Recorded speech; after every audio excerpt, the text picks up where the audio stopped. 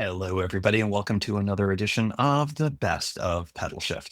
On this edition, we go all the way back to August 11th, 2022, for episode number 292, Touring Bike Essentials. I ride three different bikes for touring. Each one of the bikes that I ride have pluses and minuses depending on what kind of ride I'm looking for.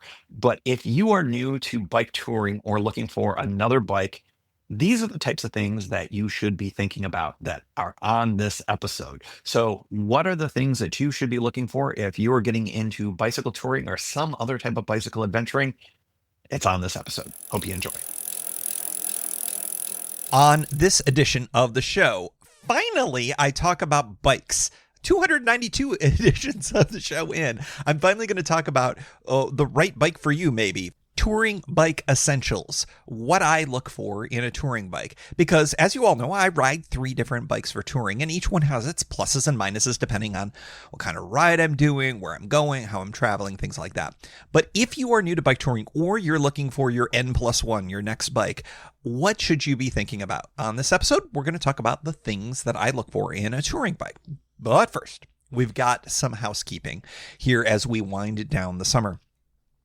As many of you have probably been able to figure out just based on the content of the show, I have not been on a bike very much over the last month or two or more, actually, because I'm playing the role of caregiver here at home because of my wonderful partner who has gotten a brand new left hip. That's what happens when we get to this age. And it's going well. Everything's cool. And I've got a fun tour that's on the horizon.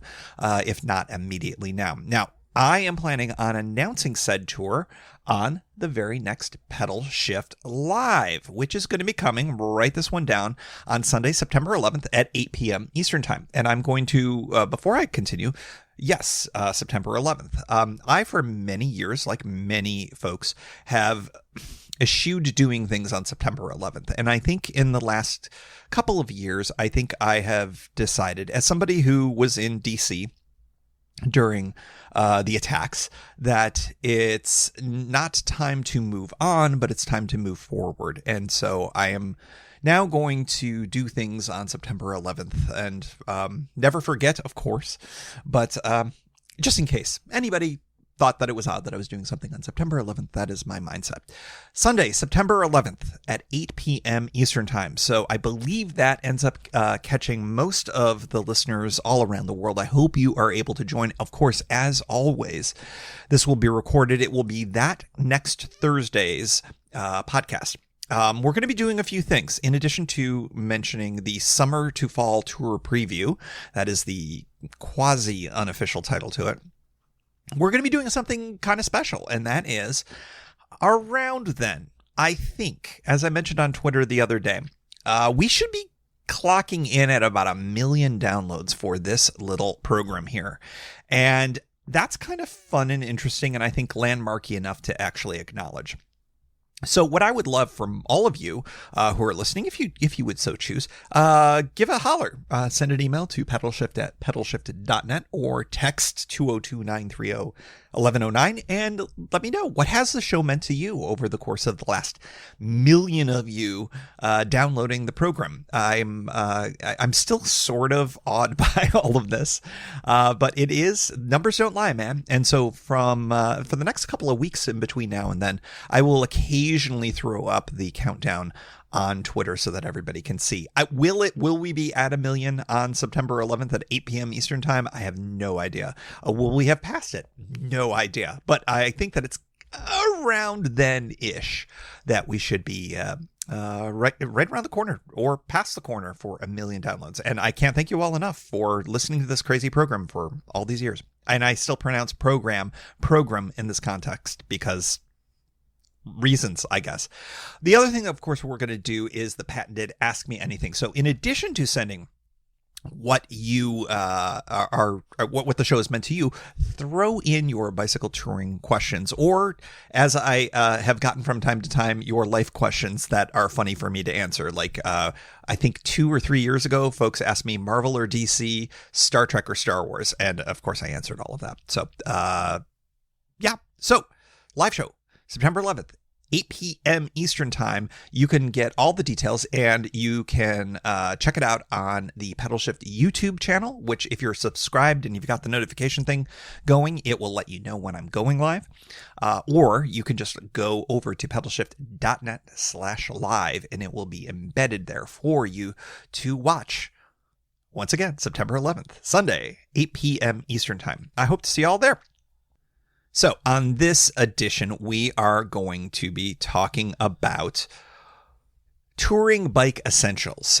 For reasons that are unclear to me, my most popular post on the website over at pedalshift.net has always been a series of 3 different posts that I put up called My Favorite Touring Bikes. And they are old and outdated, and I don't know why anybody still clicks through to them, but they do. One of the bikes isn't even made anymore, the Novara Safari. One of the bikes I don't own anymore, I think. And then the other bike was a cop-out, which was use whatever you have. It was like the early days of Pedalshift before the podcast, and it's just funny that those are the ones that still get clicks all the time. So I thought, hey, maybe I should do a podcast on all of this 292 episodes later. So let's talk a little bit about this. And what I'm going to do is I'm just going to break the bike down section by section, basically, for the kinds of things that I look for. But let me start off with the prime directive here. There really is no such thing as a touring bike, in a way. Sure, there are things that make some bikes better at touring than others, but you don't need all or even some of these things that I'm going to be talking about. For those of you who are more interested in bike packing, I think that this might be a little less true, because I do think there are very specific things you need for bike packing. But at the same time, I think the prime directive is still true for bike packing as well. You can use whatever bike you want to and strap stuff to it, and it is a bike packing bike or a bike touring bike. But for bike packers, you know better than most that there are very specific things about riding single track. You can't have a wide profile. And if you're going to be on something other than pavement, gravel, single track, whatever, you're going to need to kind of pay a little more attention to your tires in that sense. So other than a very specific type of ride, you can use just about any bike for just about any kind of tour. So that's the prime directive, which is basically ignore for the next 20 to 30 minutes whatsoever, or pick and choose what I talk about here as to what makes most sense for you. All right, let's start off by talking about the wheelbase. I don't talk about this really ever, but if you want a really good touring bike, and I'll use touring bike here by saying, are you going to haul a lot of stuff? Are you going to go fully loaded? This is kind of more important than others. The longer the distance between the hubs of your 2 tires, the better your bike is going to generally be for handling loads. #physics. So like I said, this is much more important for fully loaded touring. Now, not a lot of bikes are made this way anymore, at least based on what I've seen, because I don't tend to see a lot of kind of classic touring bikes. They certainly exist. The long haul truckers and those others, they certainly do exist, and they're out there. But what I would mention to you is, if you're comparing bikes, get out the tape measure, measure the distance between the 2 wheels. If you don't have the statistics or the guide that tells you what the length of the wheelbase is for that bike, a longer distance between them means that it's going to be more stable when you're carrying more weight. This is going to be a lot less important for you bike packers because longer wheelbases are more for fully loaded touring. All right, so that's the first thing. Take a look at the wheelbase. That may or may not be super important to you, but for fully loaded tourists, that's fairly important, or it's something to look at. Material. What's your frame made of? I'm kind of one of those steel is real kind of guys for a bunch of different reasons. It's strong. It's also got, paradoxically, some flex to it because it allows it to handle road vibration and the occasional jarring bumps that you're going to get at any given time. If you go through a pothole or if there's a rut or anything along those lines. Steel is better for all of that. What's the downside? Well, steel is one of the heavier materials that you can have out of a bike. So if you're looking at something that's less weighty, steel may not be the right choice for you. I tend to prefer it, and I think that for most touring bikes, they do tend to be made out of steel. Now, That said, one of my bikes is made out of aluminum, and it was very much designed to be a touring bike. It was one of the first touring bikes that RAI put out. It's the Green Goblin, and they made it out of aluminum. Why, I don't know, but they did. Maybe because steel was more expensive back then. I think it was from the 90s is when that bike came out. Does that mean that a bike like that is bad and should never be used for touring? Well, clearly not. I am not a carbon bike guy. I'm not a weight guy, but I know many of you are interested in using carbon fiber, titanium. They make lots of bikes out of titanium. Is that all out? No, not necessarily, but most of the time, most bike tours tend to be on bikes that are made out of steel. It doesn't mean that you can't do it with those things. It just means that they are not used as often, but that doesn't mean you can't do it. One other thing that I've heard from folks who do expedition style touring, and that'll come up actually in the next section as well, is that one of the reasons to do steel is because if you're somewhere in the middle of nowhere, anywhere, any town is going to have somebody with a welding kit. And if your frame has some damage to it or a crack or something breaks, your rack breaks or something along those lines, that you can weld that up more easily for steel rather than other materials. And I believe that. I just don't think that that's necessarily a common thing unless that's the type of tour that you've got in mind. It's something to consider if you're going to be out in the middle of nowhere. Are you rolling through Mongolia or something like that? There is going to be some handy person with a torch and the ability to repair a steel frame bike, and maybe not a carbon fiber bike. So material is something to think about. I think it's one of those things that it's less important unless you're doing really robust touring. Next up, these are important. Your wheels. Now, I have had incredibly good luck with my wheels. I have never gotten a custom wheel build before. And I have broken very few spokes in my history of touring. It happened on the original tires that came with the Goblin, and that was because, as it turned out, those spokes were damaged for all sorts of different reasons. You can go back and listen to past episodes for that whole hilarious scenario. Generally speaking, the more spokes that you have, particularly on your rear tire, the better for carrying weight. I have had unusually good luck with those stock tires. I know that there are wheel builders out there that pride themselves in building really robust, good wheels built especially for hauling weight, for hauling folks on tour. But most people don't get a custom wheel built. Most people don't have the luck that I've had with rolling on stock tires. If you've got a really good wheel builder at your local bike shop, and by the way, that's not always a thing that's there. It tends to be a little more specialized. Someone at a local bike shop should always have somebody who's building wheels, but are they really good at it is another thing. If you do have a local bike shop and you've ever had problems with spokes, or you are about to go on a titanically huge tour and you want to make sure that you've got a really good wheel, consider working with that wheel builder. Get a wheel with 36 spokes on it.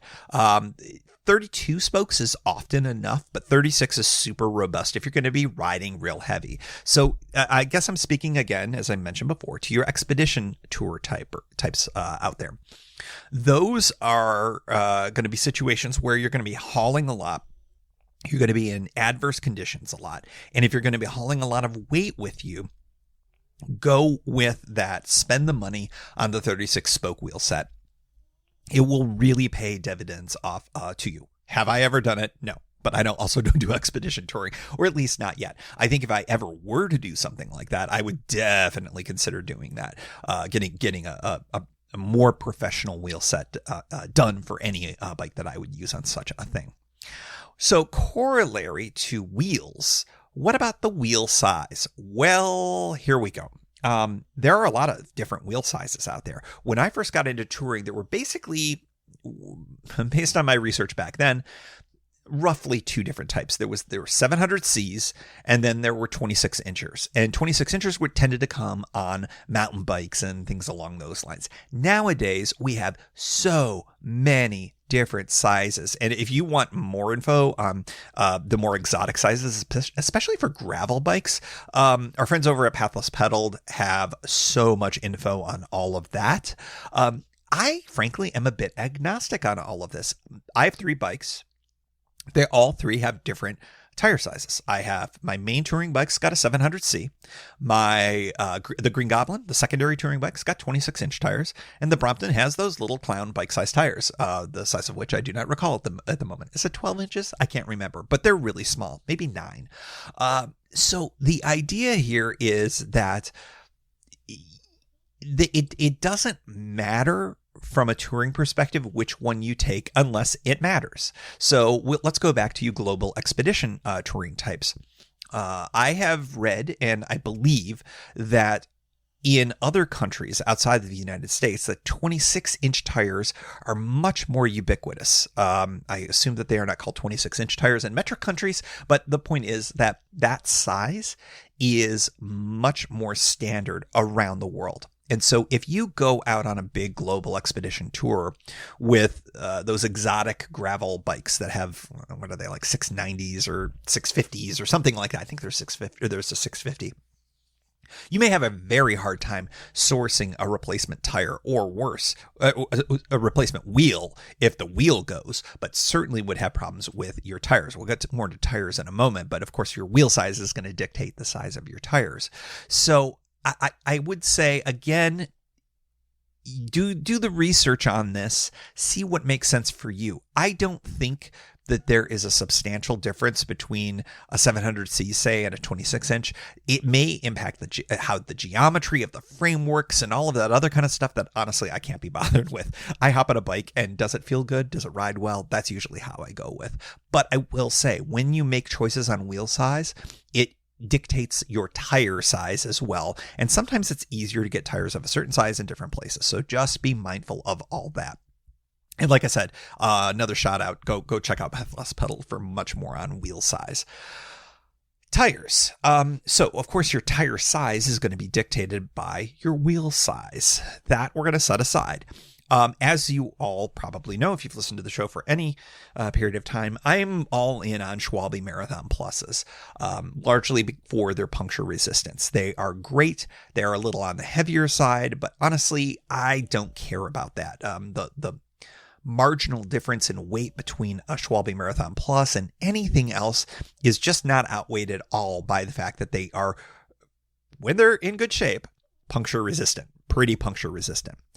But as we've all learned from my experience podcasting about all this, I've had a couple of occasions where I have gotten flats, punctures on Schwalbe Marathons, both the pluses and the supremes, when the tire is worn a little bit. So just remember, when a tire wears, it's not as thick.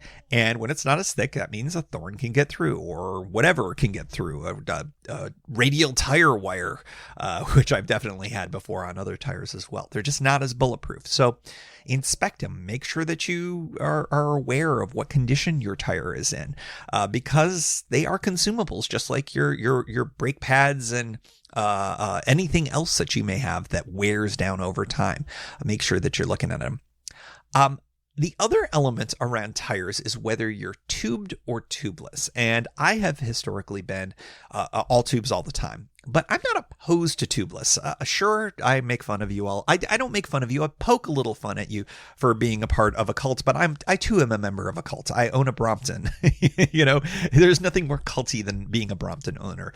But tubeless is a really fascinating thing from a touring standpoint. I think you're going to get a ton of different opinions on it. It is done quite often. It is certainly done more often in the bike packing space. I would say study up on that. Look into it, see if it's right for you. It does require, obviously, different setup than just buying a bunch of random tubes and carrying a pump with you, which is what I do. It comes with pluses and minuses, and one of these days I'm actually going to do a whole show on it, but I'm actually going to sit back and ask questions of somebody who knows a lot more about it rather than me just opining about it out of sheer ignorance, which really is half my show, quite frankly. Next up, gearing. let's talk a bit about gearing, but I'm going to rely back on a couple of older shows. I believe both of which have been in the best ofs. Whether or not they're still in the last 100 episodes, probably not. So they may make another appearance again as a best of. These are episodes 015 and 049, where I talked about gearing. And the reason why I talked about it twice relatively early in the run of the pod is because this was the biggest lesson for me from the beginning of bike touring. And I talked about this, I believe, on last episode, that learning about gearing made all the difference for me and made me less afraid for hills. I used to just be like constantly having hills in my head. They lived rent free in my head the whole time. And so as a result, once I learned a little bit more about gearing, everything got a lot better. So the one thing that I want you to do is go check out a gear inch calculator, and you can just Google that and you will find them. And what you do is you end up plugging in a few things. You plug in basically the crankset and your cassette and your tire size, your wheel size. And what that does is it gives you a something called a gear inch. Which is a calculation of relatively how climby that particular gear is and that particular gear range is. And what you want from a touring perspective, and I think that this is broadly true for touring and bikepacking too, is you want to be more climby and less speedy in terms of your gearing. And, you know, a lot of people, when I've read lots of different comments about this kind of thing, folks will be like, oh, well, I really want a broad range so I can go faster in flats.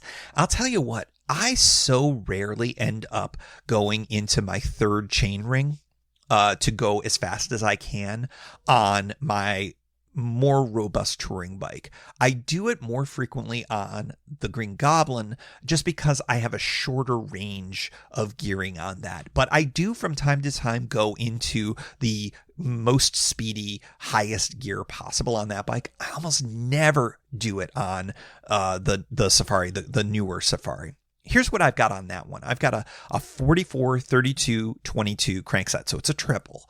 And then on the rear cassette, I've got an 11 to 34. I talk all about this, by the way, on, I think, episode 049. Well, maybe it's on 15 as well. Listen to both of those or go check out the show notes for those. Of course, it's pedalshift.net/015, pedalshift.net/049. So that gives me a really fantastic climbing range and a very lowest gear. And that is everything when you're climbing big hills. You could just spin up a hill, and does it take longer? Sure, but you don't end up pressing into your pedals the whole time, which is what I struggled with early on before I understood this and before I made the upgrade on what the stock crankset and cassette was on that particular bike. So that's something for you to look at, understand, etc. Does that mean that I'm telling everybody to run out and get a 44, 32, 22 crankset and 11 to 34 cassette? No, because technology changes all the time. And, you know, there's been all sorts of different changes in, I don't know, popularity of different setups for touring bikes. I think that the era of the triple crankset is kind of maybe in the rear view mirror. I probably would not get a triple next time. I probably would end up getting a double. Why? I just don't use all the gears, especially at the high end. So I would probably think more about a double and maybe think about, okay, what kind of range do I really want for that? And then go from there. So, and how would I do that? I would use those gear inch calculators.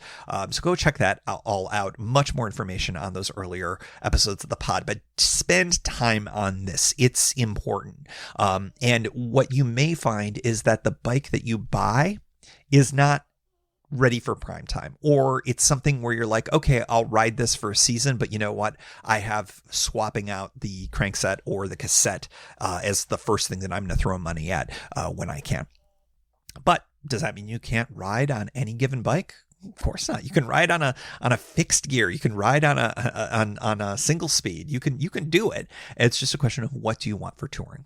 All right, brakes. This is another one where I'm kind of like, whatever. I'm agnostic. Most bikes these days do disc brakes over rim brakes.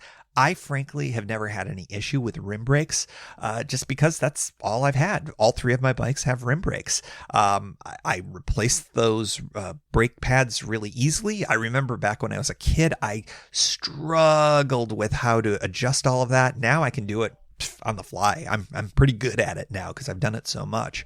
That said, I probably would end up getting a disc braked bike for whatever my next bike is somewhere down the road, just because I think that disc brakes are just more popular now, and it would be harder to find myself a rim brakes bike. Now, of course, your choice on brakes are going to impact your tires too, your wheels, actually, I should say. The upside of disc brakes is that there's no wear on the sides of your rims. I will say this: I have ridden my bikes a lot, and I've never had to replace wheels because of rim damage. But that's also because if I do one thing while on tour, it's making sure that I clean the grip on the rims and around the brake pads as well, so that you're not going to get nearly as much wear as a result of that. So brakes, you're probably going to get disc brakes, but don't be afraid of rim brakes if you've got a sweet deal on a bike that you're looking at, and it has rim brakes. I've had great luck with it over the years. Pedals. This is another one. Actually, there's a bunch of these where I'm just sort of like, guys, do whatever you want. Pedals. I'm a flats guy. I have had bikes with strap-ins. I have seen people insist that they must have clip-ins of some type, or clipless pedals or something along those lines for their pedals. You do you. Go with whatever is the most comfortable for you.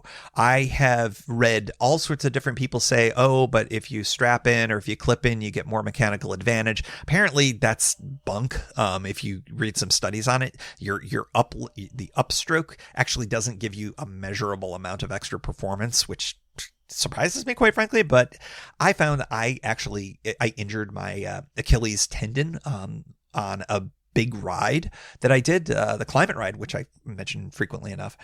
I was in really bad shape by the end of it because I was using the strap-ins. Now, was it the straps that did it? I don't know. But ever since I dropped those, I've never had tendon problems again. So it could have been a me problem, could have been all sorts of things, but I've been a flats guy ever since. And you can't make me do clip-ins or straps. You can't do it. But you do you. Ride your ride. Do whatever is best for you. Handlebars. Okay, this gets into all sorts of things. I strongly prefer multiple hand positions or very ergonomic grips when it comes to handlebars. I love the mustache bar. I've got it on two different bikes, the two touring bikes I have. For the Brompton, I've got these fantastic ergonomic grips that are at the bar ends. I've never had hand problems on that bike, which is kind of crazy for a flat barred bike. One thing that I don't care for myself is I don't like drop bars, and that is unusual in the touring world. Most touring bikes, the classic touring bikes, are drop handlebars. And, you'll get a lot of folks who swear by, oh, I can be on the hoods, I can change my hand positions a lot. Hey, if that's how you like to ride, then go for it. That's what matters, is what's comfortable to you. I am finding, as I mentioned on the past show, that I'm starting to look at maybe a more upright style. I think riding more on the Brompton has gotten me to be more interested in that on my other touring bikes. So on my main Novara Safari, I've upped the handlebar position a little bit, so it's a slightly more upright rather than more aggressive crouched down position. We'll see on the next tour how that all goes, because I'm planning on using that for the next tour. So handlebars, if you are brand new to all of this, I really would strongly urge you to try different types of bikes if you can. See how it feels. Do you want to ride more upright, or do you want to have a more down position? Do you like drops? Go with it. Go with whatever most comfortable for you. But I will say the number one issue most people have, or one of the big issues people have, is that their hands will hurt. Now, it's not always the handlebar itself that's the issue. Sometimes that's going to be a bike fit issue. So we'll talk more about bike fits in a little bit here, but your style of handlebar is important, and make sure you pick the right one for you. Saddle. Again, I am a stock saddle kind of guy, although one of my bikes is a Brooks, which a lot of people swear by. It's kind of part of the quote unquote uniform for touring bicycles. Many of you need something special. I've had good luck with stock saddles. I would say for this, talk to your local bike shop. If you have an enlightened local bike shop like Lattice Bikes in Portland, Oregon, they've got a saddle library. That is sadly more rare than I wish it were. But if you've got the opportunity to try out various types of saddles, I would absolutely encourage you to do that, because there are so many different types, so many different materials that, you could do leather, you could do synthetic, you could have a cutout. You could have lots of padding, no padding, all sorts of different saddles for different types of people. This is where a fitting might come in. I have never done a fitting ever. I have figured out how to dial in my saddle adjustment and things like that based more on sheer damn luck than anything else, quite frankly. I would say getting a fitting, especially if you have found that touring or riding for long distances is uncomfortable, you may want to consider going to your local bike shop that has fittings and have them do it. It's super high tech, or can be super high tech, and they'll really work it through and get you dialed in the right way. That also is going to make an impact on what saddle that you end up getting. I know that a friend of the show, Cyrus Farvar, a bunch of emails that he was sending my direction recently, talked about getting a fitting for one of his bikes. And I think that that's just a smart idea if it makes sense for you. So take a look at your saddle and also think about getting a fitting if things just don't feel quite dialed in right for you. Last but not least, let's close it all out with just accoutrements, as I'll talk about this. This is just like rando other stuff. When you're looking at the bike frame, does it have a bunch of braze-ons to attach things? If your bike doesn't have a lot of places for water bottle cages and other things along those lines, you may want to rethink it. It's not like you can't use hose clamps and some other types of things to get those exterior add-ons on there, but the braze-ons make it better and more secure. So take a look at your frame that you're considering. Fenders. This is one where I think they're really helpful, if not musts. Are they a pain in the butt? Absolutely. But I'll tell you what, every single time I'm riding in the rain or riding on wet surfaces, I feel great because I know my drivetrain isn't getting flooded with muck and dirt and grit, and I don't have the big skunk line up my back. I do think fenders are a really good idea for touring. I have them on every bike, and I don't think I would ever not. The biggest thing that people think about, and I'm kind of putting it under accoutrements because, hey, it's whatever you want, racks or bags. If I were starting now, this is kind of the classic loaded touring versus bike packing setup. If I was starting now, I'll bet that I probably would go more for a bike packing setup. Why? Because you could do a bike packing setup for traditional touring. Now, does it mean you can't carry as much? Sure, but I think it's the most flexible. So if you're brand new to this, you may want to give that a look. But if you really are intent to do a lot of camping, want to be able to carry as many things as you want to, a bike packing setup may not give you as much stuff to carry. But if you're into kind of the whole minimalist thing, ultralight backpacking, bike packing may be the right kind of setup for you. And that's going to be a different type of bag setup rather than having a rack and traditional panniers. I would say you don't want to dismiss traditional pannier and rack touring. It's what I'm most comfortable with when I'm on long tours, just because, you know what, I can carry as much stuff as I want, and there's no real penalty to me. The bags exist, and, I watch my weight, of course, but I can kind of get whatever I want. Oh, did I see something cool? Did I see a pie I want to eat over the course of the next 2 days? Let's be honest, just one. Then maybe I'll pick up a pie and throw it into my pannier. It's stuff like that. There's opportunities that are available for you if you are going traditional pannier and rack touring that you don't have with bike packing. But I'm interested in that, and I think many of you would be as well. So folks, that is it for what I look for in a bike touring bike. The essentials, if you will. Is everyone's bike going to be different? Yeah, and that's kind of the fun part, comparing and contrasting the different types of bikes in camp.